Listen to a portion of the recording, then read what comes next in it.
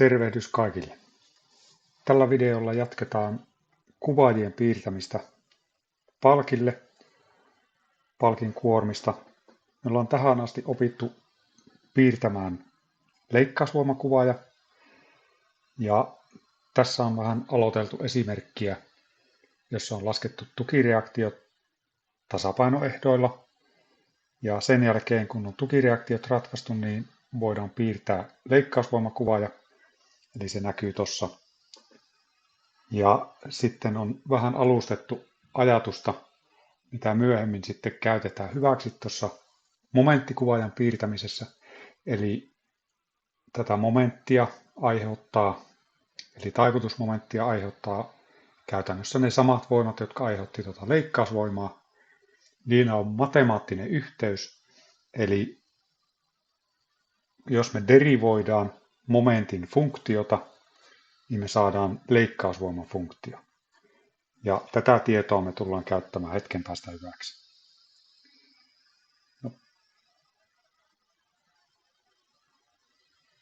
Mä oon tässä laskeskellut jo vähän valmiiksi näitä momentteja, eli samalla tavalla kuin sitä leikkausvoimaa, niin lähtenyt johtamaan sitä ja tutkimaan sitä asiaa tämmöisten leikkausten avulla.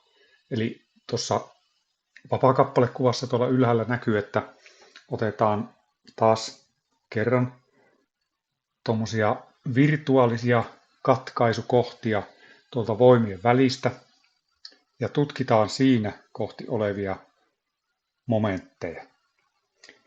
Samalla tavalla tehtiin sille leikkausvoimalle aiemmin. Ja ensimmäinen leikkaus otetaan tuosta AY-tukireaktion ja 20 kilonewtonin kuorman välistä.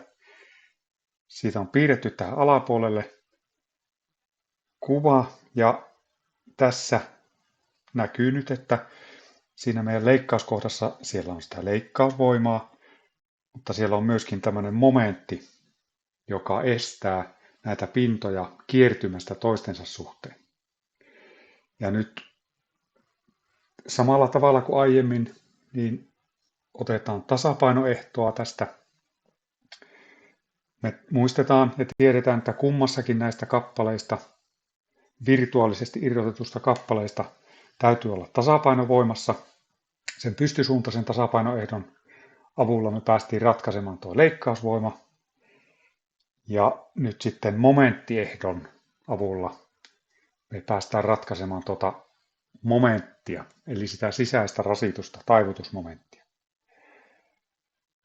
Ihan samalla tavalla kuin leikkausvoimassa, niin myöskin momentissa ei ole väliä kumpi näistä me otetaanko me tämä oikeanpuoleinen vaikka vasemmanpuoleinen osa, lasketaan sieltä tasapainoa.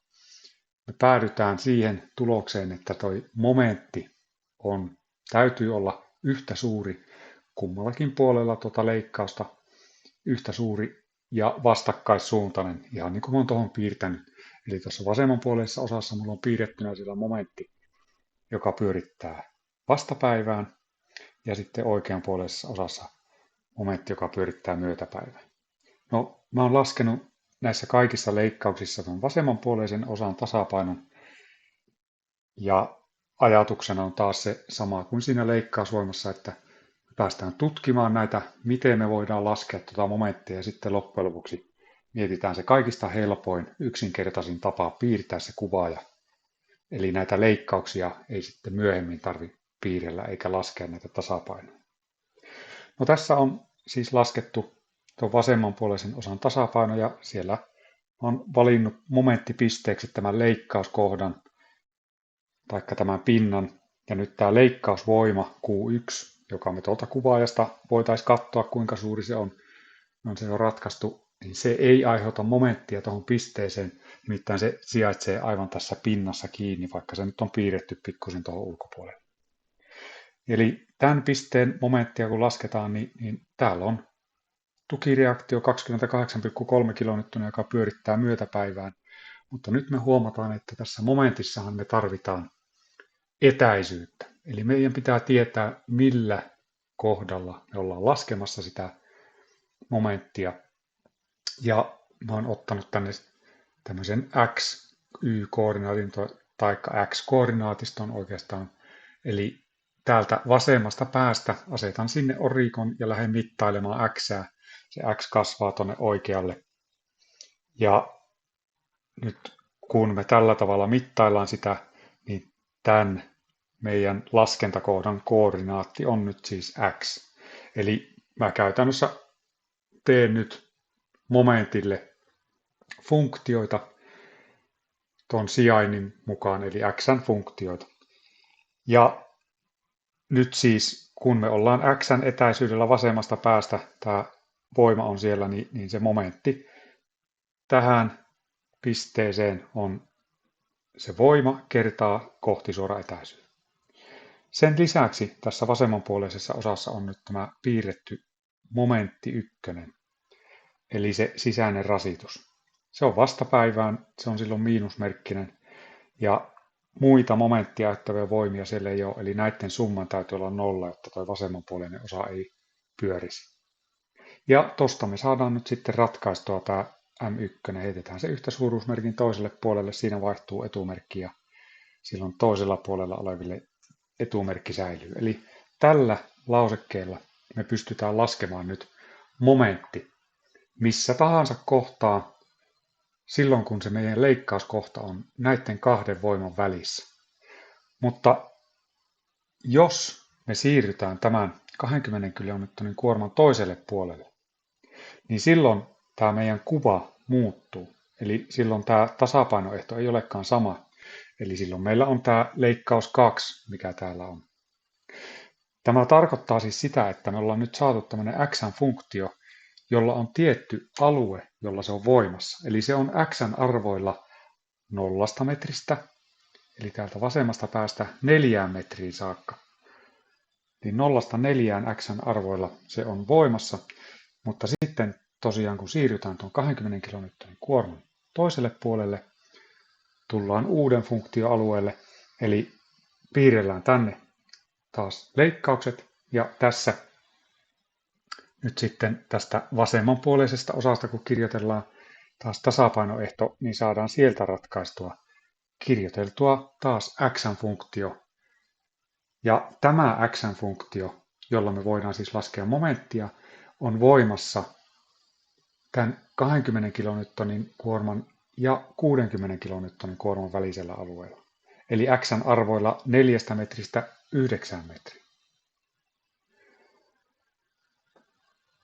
Sitten vielä tarvitaan kolmas funktio, jotta me voidaan koko ton palkin matkalla piirtää tai laskea ne momentin arvot. Eli katkaistaan se sieltä viimeisestä pätkästä 60 kilonewtonin ja VY-tukireaktion väliseltä alueelta.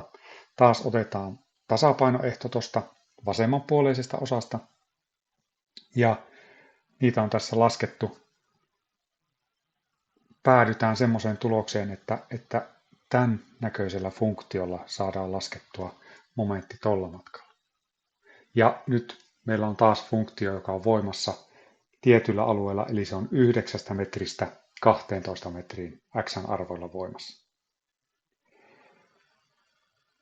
No, niin kuin totesin tuossa alussa, niin nyt on ajatus niin, että me näitä funktioita ja tätä laskentaa tutkimalla päästäisiin siihen mahdollisimman yksinkertaiseen ja helppoon lähestymiseen.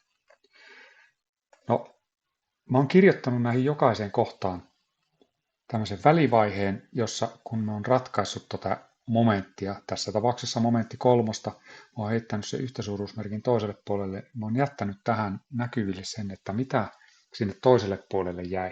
Ja jos me tarkastellaan näitä lausekkeita täällä,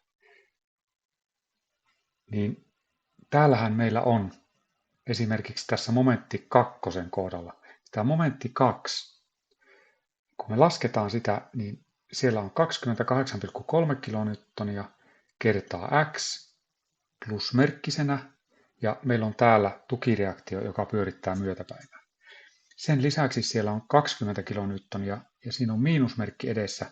Miinusmerkki sen takia, että tämä voima pyrkii pyörittämään ton pisteen ympäri vastapäivään. Ja sitten tässä on etäisyys tästä pisteestä tohon voimaan. Eli jos katsotaan näitä kahta muutakin, niin niissä on ihan samalla tavalla. Eli tämän kohdan vasemmalla puolella meillä on 28,3 kilonewtonia pyörittää myötäpäivää x-etäisyydellä. Ja vastaavasti tässä leikkaus nelosessa tämä momentti 3 voidaan laskea sillä tavalla, että tämän kohdan vasemmalla puolella AY-tukireaktio x verran etäisyyttä 20 kilonewtonia pyörittää vastapäivään, sen etäisyys tuossa ja sitten 60 kilonewtonia, joka pyörittää vastapäivään ja sen etäisyys tuossa. Eli me huomataan tästä välivaiheesta, että me voidaan laskea jokaisen kohdan momentti sen kyseisen kohdan vasemmalla puolella olevien voimien momenttien summan. Ja nyt siinä tietysti tarvitaan, koska momentista on kyse, niin tarvitaan sitä etäisyyttä, eli sitä tarkkaa sijaintia, missä me halutaan se momentti laskea. Eli tämä helpottaa jo meitä. Tämä sama ajatus toimii myöskin niin, että me voidaan laskea sieltä sen kyseisen kohdan oikealta puolelta se, mutta voidaan siihen asiaan palata myöhemmin sitten, kun on tullut rutiinia tähän vasemmalta puolelta laskemiseen. No sitten tehdään lisää havaintoja. Jos tarkastellaan seuraavaksi tuota viimeistä muotoa, mikä näihin kaikkiin lausekkeisiin on saatu. Eli täällä miinus 51,67 kilonewtonia kertaa x plus 620 kilonewtonmetriä. Ja vastaavasti täällä leikkaus kakkosessa 8,33 kilonewtonia kertaa x plus 80 kilonewtonmetriä. Ja sitten täällä tämä momentti 1, täällä on 28,33 kilonewtonia kertaa x. Siinä voisi lukea plus 0 kilonewtonmetriä. Niin noi kaikkihan oli sellaista muotoa, että meillä oli joku kerroin, vaikkapa k, kertaa x plus joku vakiotermi. Ja jos tuosta laitetaan vielä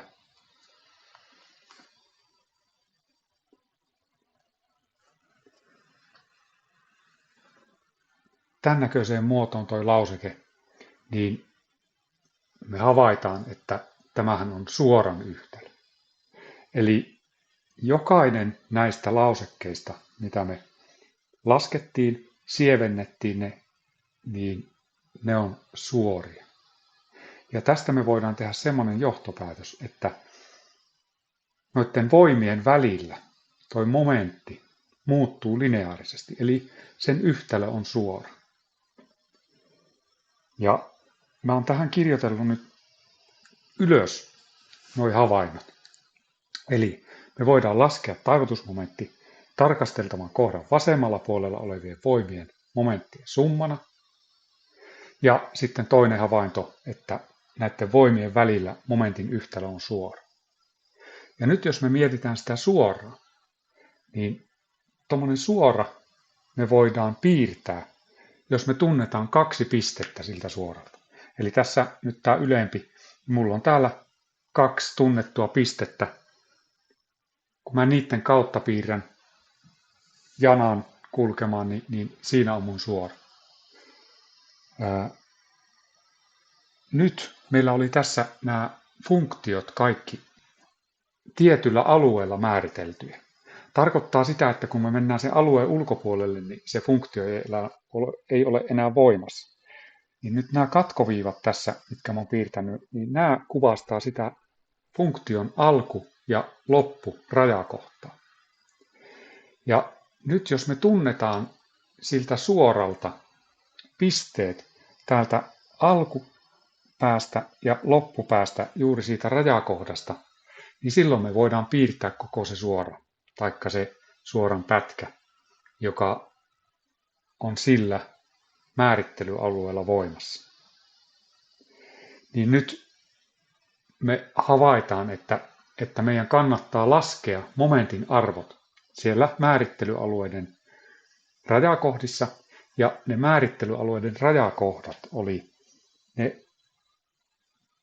voimien kohdat, eli se aina muuttuu se alue silloin, kun meillä on voima. Toisin sanoen, kun me lasketaan jokaisen voiman kohdalla, eli pistemäisen kuorman kohdalla, momentin arvo, ja sitten me tiedetään, että niiden momenttikohtien välisellä alueella se muuttuu lineaarisesti, eli se on suora, niin näillä tiedoilla me saadaan mahdollisimman yksinkertaisesti piirrettyä se momenttikuvaaja. Eli ilman noita leikkauskuvia tavanomaisesti, kun lasketaan tätä esimerkkiä, jota me ollaan tässä nyt käsitelty, niin tämän vaiheen jälkeen, kun meillä on laskettu tukireaktiot ja sitten me on piirretty leikkausvoimakuvaaja, niin tästä me voidaan lähteä eteenpäin laskemaan ne muutamat momentin arvot, joita me tarvitaan tässä, ja sitten piirretään se kuvaaja. Ja mä merkitsen tuohon kuvaan, vapaakappaлекuvaan ne kohdat, joissa me tarvitaan sitä momentin arvoa. Me tarvitaan siis jokaisen pistemäisen kuorman kohdalla ja nimenomaan semmoisen pistemäisen kuorman kohdalla, jotka aiheuttaa myöskin sitä leikkausvoimaa. Ja tässä kuvassa niitä on kummassakin päässä AY- ja BY-tukireaktiot, joille meillä on suuruus jo tiedossa. Mä merkitsen niitä nyt vaikkapa tällä tavalla, että meillä on siellä A- ja B-kohta. Niiden lisäksi me tarvitaan noiden 20 kilonewtonin kuorman ja 60 kilonewtonin kuorman kohdalla. Mä merkitsen niitä nyt sitten 1. ja 2. Eli noista 4 kohdasta me tarvitaan momentin arvo. Ja lasketaan vaikkapa toi momentti A, eli tuolla vasemmassa päässä se momentin lukuarvo. Ja niin kuin me tuossa äsken todettiin, niin me voidaan se laskea sillä tavalla, että tuon kyseisen kohdan vasemmalla puolella olevien voimien momenttien summa. No tuon kohdan vasemmalla puolella ei ole yhtään ainutta voimaa, joten tuossa meillä on momentti 0 kilonewtonmetriä. No, tämä oli vähän tämmöinen poikkeustapaus, palataan tähän hetken päästä uudestaan. Otetaan toi ykköskohta, eli 1. merkitty kohta, 20 kilonewtonin kuorman kohta. Siinä kohti halutaan tietää momentin arvo.